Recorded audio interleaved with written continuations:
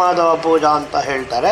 ವಸಂತ ಮಾಧವ ಪೂಜಾ ಅಂತಂದರೆ ಅವರಿಬ್ಬರು ಆ ನೈಟ್ 6ನೇ ದಿವಸ ಅವರು ಬಂದಾಗ ವಾಪಸ್ ಬಂದಾಗ 7ನೇ ದಿವಸ ಆಗುತ್ತೆ. ಆವತ್ತಿನ ದಿವಸ ಬೆಳಗ್ಗೆ ಶಿವ ಪಾರ್ವತಿಯರು ವಸಂತ ಅಂತಂತಂದರೆ ಚೈತ್ರ ಮಾಸದ ವಸಂತ ಇರ್ತಕ್ಕಂಥ ದಿವಸ ಗಂಡ ಹೆಂಡತಿಯರು ಚೆನ್ನಾಗಿ ಅವತ್ತು ಅರಿಶಿಣದ ಒಂದು ಸ್ನಾನವನ್ನು ಮಾಡ್ತಾರೆ. ತೀರ್ಥ ಸ್ನಾನ ಅಂತ ಅದಕ್ಕೆ ಹೆಸರು. ಅಂದರೆ ತ್ರಿಶೂಲದಲ್ಲಿ 330 ಕೋಟಿ ದೇವತೆಗಳನ್ನು ಆವಾಹನೆ ಮಾಡಿರ್ತೀವಿ.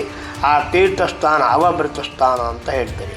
ಆ ತೀರ್ಥ ಸ್ನಾನದ ಮತ್ತು ಇದು ಯಾಗಶಾಲೆಯಲ್ಲಿ ಕುಂಭಗಳನ್ನು ಇಟ್ಟಿರ್ತೀವಿ. 36, 48 ಕುಂಭಗಳನ್ನು ಇಟ್ಟು ಆ ಕುಂಭದ ಅಭಿಷೇಕ ಈಶ್ವರನಿಗೆ ಮತ್ತು ಚಂದ್ರಶೇಖರ ಮೂರ್ತಿಗೆ ಮತ್ತು ಅಷ್ಟರಮೂರ್ತಿಗೆ ಶಿವಾಷ್ಟರಮೂರ್ತಿಗೆ ಅಭಿಷೇಕಗಳಾಗುತ್ತೆ.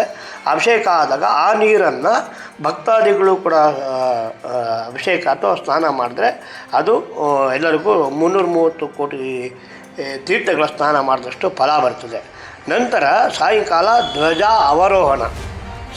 ಧ್ವಜಾವರೋಹಣ ಏನಂದು 330 ಕೋಟಿ ದೇವತೆಗಳನ್ನು ಏನೇನು ಆವಾಹನೆ ಮಾಡಿರ್ತೀವೋ ಅದನ್ನೆಲ್ಲ ನೈಜಂ ಪದಂ ಗಚ್ಚಂತು, ನಿಮ್ಮ ಸ್ಥಾನಗಳಿಗೆ ನೀವು ಹೋಗಿ ಮತ್ತೆ ನಮ್ಮನ್ನು ರಕ್ಷಣೆ ಮಾಡಿ ಅಂತ ಹೇಳ್ತಕ್ಕಂಥದ್ದು ಅದರ ಒಂದು ಪದ. ಅಂದರೆ ನೀವು ಡೈರೆಕ್ಟ್ ಬಂದ ಅತಿಥಿಗಳನ್ನು ನೀವು ಹೋಗಿ ಅಂತ ನೀವು ಹೇಳೋದಕ್ಕಾಗೋದಿಲ್ಲ.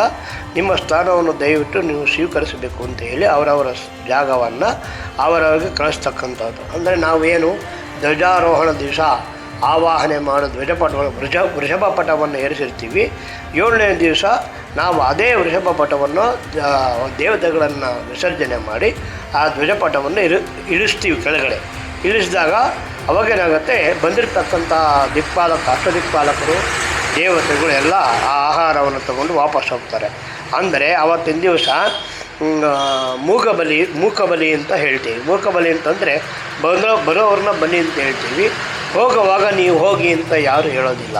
ಅದಕ್ಕೆ ಏನೂ ಮಾತಾಡ್ದಿರ ಅವರಿಗೆ ಉಪಚಾರ ಮಾಡ್ತಕ್ಕಂಥದ್ದು. ಆಗ ಅವರು ನಾವು ಹೋಗಬೇಕು ಅಂತ ಅನಿಸಿ ಅವರು ವಾಪಸ್ ಹೊರಟೋಗ್ತಾರೆ. ಅದಕ್ಕೆ ಮೂಕಬಲಿ ಅಂತಲೂ ಹೇಳ್ತೀವಿ.